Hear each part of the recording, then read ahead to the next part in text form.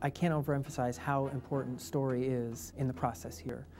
It's what we spend the most amount of time on. The screenwriters, myself, the directors, the story crew. We have to build this movie from the ground up, every single frame. She turns, she covers the baby.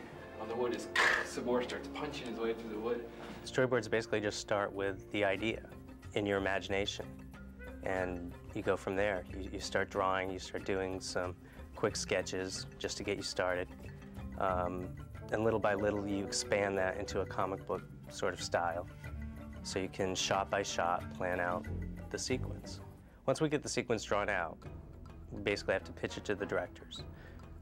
We take them through it one sketch at a time, acting out all the characters' personalities, playing out the business, trying to pitch a sense of real time, how it'll play in the film, and hopefully get them excited about it so they put it in the movie.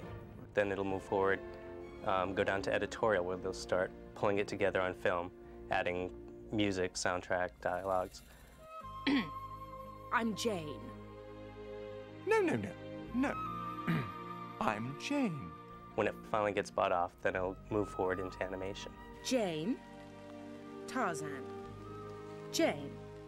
If you watch the film, oftentimes sequences of action will happen that play out unlike other animated movies we've done. And I think it shows a next step for us, a certain kind of maturity, if you will, about how to approach telling a story. This movie does have relatively less dialogue than maybe some other features of recent years. And that was really a nice change for me because it allows you to hold on characters, focus on their faces, let them put across how they're feeling visually, and they don't have to do it with dialogue.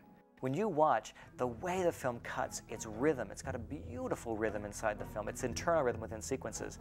And that's Greg Perler, because he's a great editor. It's actually something that most people aren't aware of, that the editor is hired almost the first on, but certainly one of the first on, and stays on until the very, very end.